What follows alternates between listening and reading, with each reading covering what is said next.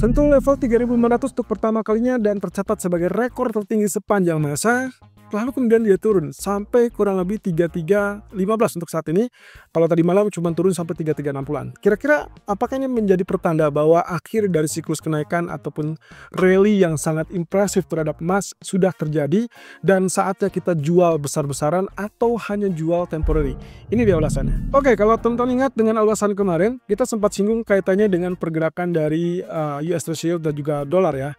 Kita sempat menyinggung kaitannya dengan potensi wave B yang sudah selesai, kemudian kita harapkan tinggal wave C, dan itulah penguatan atau kenaikan untuk US Treasury.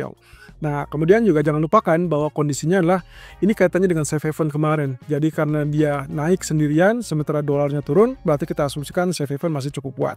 Nah, catatannya gini teman-teman, yang terjadi kemarin ternyata ditutup dengan doji candle, yang berarti dia langsung turun. Dan itu yang terjadi pagi ini dengan pembukaan gap down. Tapi apakah ini menandakan bahwa kenaikan US Treasury sudah selesai? Jawabannya belum, karena kita masih tetap memprioritaskan kenaikan ini. Nah, berarti yang terjadi pada US dollar sebaliknya teman-teman. Posisinya juga memang belum selesai, atau lebih tepatnya bukan kenaikan, melainkan hanya temporary up gitu ya, atau rebound. Kemarin kita sudah sempat singgung bahwasanya kita memperkirakan dia selesai dengan wave ketiganya, kemudian diharapkan akan ada rebound dan itu berarti wave keempat. Jadi untuk saat ini yang terjadi adalah sedang rebound untuk wave keempat. Walaupun dengan demikian kelihatan di sini kita kemarin memperkirakan antara 38,2% atau rebound sampai 23,6%. Artinya dengan catatan ini berarti kita melihat ini hanya temporary rebound, yang dikhawatirkan adalah setelah itu dia kembali turun dan bahkan jauh lebih rendah daripada penurunan sebelumnya. Oke, berarti asumsi saya dolar naik, US Treasury juga masih tetap dalam sisi tengah dan ada potensi untuk mengalami kenaikan. Tapi kalau lihat dari polanya, berarti ini yang membuat kenapa emas sedikit terhambat. Artinya masih ada potensi penurunan ataupun koreksi tambahan. Nah, tapi yang juga menjadi catatan saya adalah kalau misalkan ternyata nantinya keduanya sudah selesai naik, berarti nantinya keduanya akan beriringan mengalami penurunan, dan itu berarti tanda-tanda bagus untuk emas. Yang berarti juga catatannya bahwa emas kemungkinan hanya turun sementara waktu. Oke, kita lihat terlebih dulu untuk status pound sterling. Kemarin kita sudah sempat singgung kaitannya dengan kemungkinan rejection di zona resisten, dan ternyata persis yang kita khawatirkan, dia betul-betul reject, tidak berhasil naik di atas 1.3420, kemudian ditutup dengan bearish candle. Nah, ini pertanda bahwa dia sedang mulai correctionnya, dan juga rejection yang masih cukup kuat di area resisten tersebut menandakan berakhirnya periode kenaikan untuk sementara waktu. Ya, saya bilang sementara waktu karena kita belum tahu nantinya apakah US dollar akan kembali turun atau tetap mulai penguatan. Status dari Trump saya anggap hanya sebesar sementara atau sekedar sementara, karena kemungkinan dia bisa saja berubah-ubah. Dan kita perhatikan di sini, pound sterling saat ini terjadi gap down, lalu kemudian turun, tapi juga kembali rebound. Nah, catatannya adalah 23,6% Fibonacci retracement di grafik daily, itu dari 1.3250-an, jadi sangat wajar. Sedikit tertahan, kemudian rebound, tapi kalau kita compare dengan candlestick, dua candlestick terakhir, itu adalah bentuknya bearish engulfing, walaupun tidak terlalu dominan ya, tapi pada dasarnya kemungkinan penurunan. Nah, yang saya khawatirkan adalah terjadi pengulangan di periode yang ini teman-teman. Anda bisa perhatikan candle bullish, kemudian candle long bearish, kemudian ditemani lagi atau dilawan lagi dengan candle long bullish kembali yang sejajar dengan bullish, tapi baru candle ketiganya dia akan mengalami penurunan. Jadi saya khawatir kalaupun misalkan dia terjadi spike ataupun kenaikan, entah itu gara-gara data ekonomi Inggris yang cukup bagus atau lebih bagus daripada ekspektasi, atau mungkin gara-gara status dolar. Tapi yang penting adalah kalau seperti itu kita asumsikan 1.3420 adalah level resisten kritis ya. Selama tidak terjadi kenaikan itu berarti ada asumsi bahwa dia masih bisa turun. Tapi juga hati-hati karena 1.3250 akan menjadi level support kritikal juga. Kalau misalkan kita lihat dari grafik 4-nya, kurang lebih aturannya seperti ini teman-teman. Setelah kemarin terjadi kenaikan dan terhenti kurang lebih di Fibonacci expansion 100%, Anda bisa lihat penurunan ini juga terhenti di zona merah yang kita tandai kemarin. Dan itu adalah Fibonacci expansion 61,8%. Aturan dasarnya, selama dia sudah mengalami kenaikan atau penembusan sejak dia tembus di atas 0%, berarti kan harusnya kita lihat dia sebagai alur kenaikan. Nah, berarti kalau misalkan dia ada tanda-tanda untuk turun kembali di bawah 61,8, sebetulnya dia hanya sekedar correctionnya gitu ya. Nah, tapi kalau misalkan sampai dia tembus lagi 0%, maka ini confirm sebagai penurunan atau reversal bearish. Atau dengan cara lain, Kalaupun teman-teman mau menggunakan Fibonacci retracement, sebetulnya teman-teman bisa tarik dari level bawah ini sampai ke puncak ini. Ya, tapi untuk saat ini saya tidak akan berlakukan karena bagi saya expansion 100% masih belum selesai karena nantinya yang paling puncak adalah 161,8. Kecuali kalau dalam waktu dekat atau beberapa jam ke depan atau bahkan beberapa hari ke depan kita dapatkan penurunan kembali di bawah 1.3140. Jadi untuk sementara waktu, saya anggap inilah level support psikologis yang sangat memungkinkan untuk bertahan. Ya, jadi untuk lihat seperti ini, kalau teman-teman lihat juga kondisinya kan seperti ini teman-teman. Posisinya dari kenaikan ini 1, 2, kemudian ini 3, 4, dan inilah 5. Artinya kalau saya gunakan hitungan, inilah elite wave di mana potensi kenaikan kita asumsikan sudah selesai ya dari areal ini. Kemudian yang terjadi penurunan tadi adalah wave A. Kemudian nanti kita akan lihat ini sedang berjalan adalah wave B yang kita perkirakan atau kita asumsikan tertahan di zona ini ya. Berarti ini kita asumsikan wave B di sini, lalu kemudian nanti akan turun sebagai wave C dan berarti akan turun di bawah 1.3200.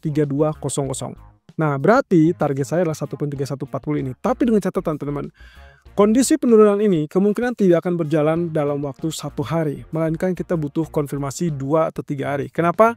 Karena status dari pound sterling sendiri itu kurang lebih range hariannya sangat-sangat sempit. Dan beberapa belakangan ini dia hanya mencatatkan sekitar 50 sampai 70 atau maksimum 100 poin. Jadi kita belum lihat di atas 100 poin. Sementara untuk 1.3310 sampai ke 1.3140 itu berarti lebih dari 100 poin. Jadi catatannya ya wave kelima ataupun ya kenaikan sudah selesai di situ. Berarti kita asumsikan yang saat ini terjadi adalah wave B untuk nantinya diturunkan sebagai wave C.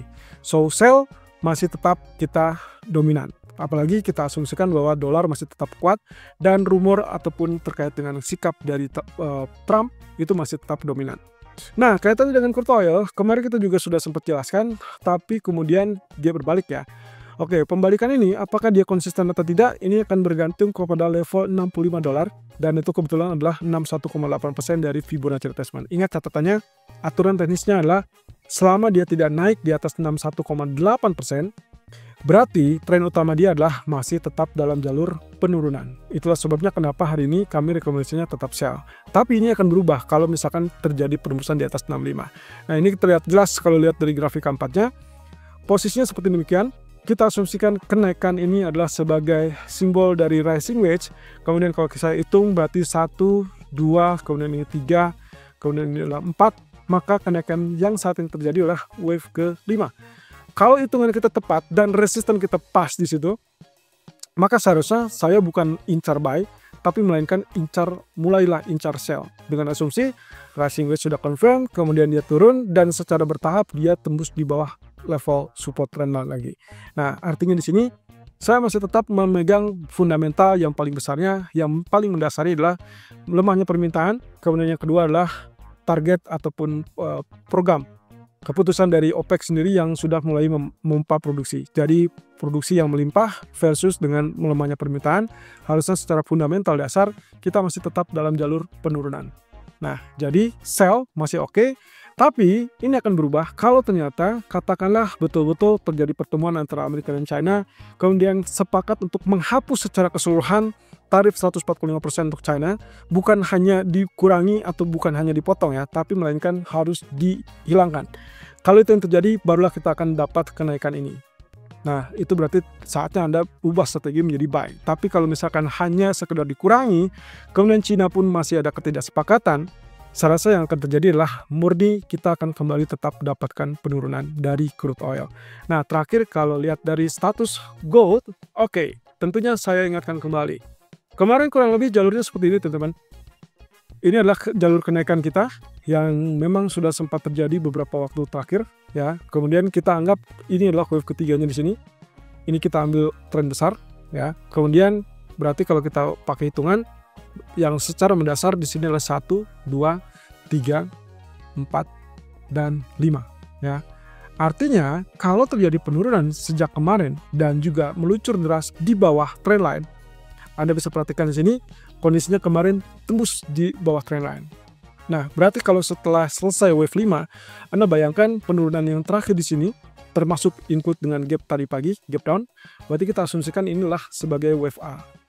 Nah, Kemudian rebound yang terjadi tadi pagi juga sampai 386 kurang lebih itu adalah sebagai wave B.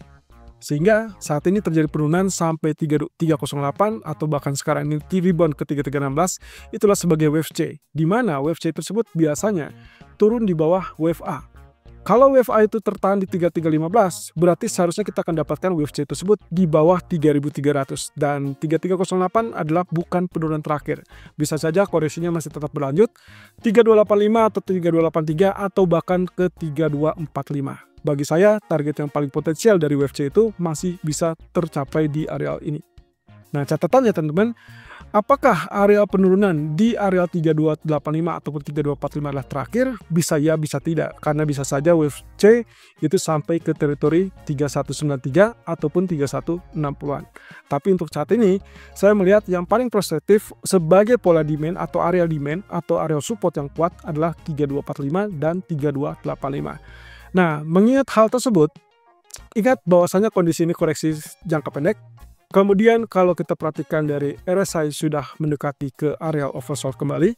Nah, sisi lain teman-teman, di grafik 4 kalau saya gunakan ini sebagai pedoman dasar untuk uptrend yang lebih besar, Anda bisa bayangkan di sini kita memiliki pola kenaikan secara bertahap sebelumnya. Ya, kemudian kita asumsikan bahwa inilah kenaikan yang single ataupun ya kita anggap saja ini kenaikan yang bertahap dari tren kecil. Ya, ini memang sudah selesai.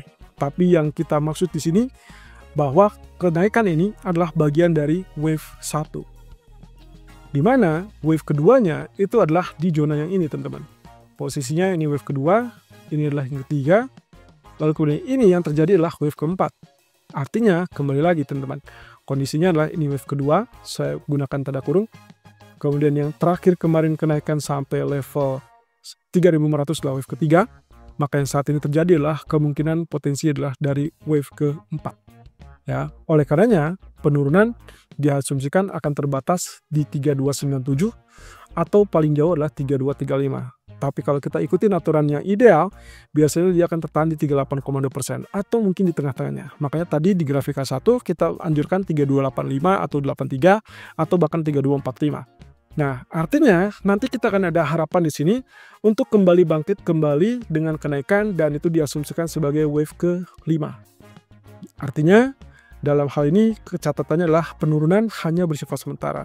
Belum lagi minggu depan kita akan dihadapkan dengan data PCE dan juga data non-farm payroll. So, dengan demikian pula ada arah di mana kondisi Trump yang masih tetap tidak stabil dan kita masih tetap menunggu konfirmasi China, maka kemungkinan apapun bisa terjadi untuk pembalikan kembali.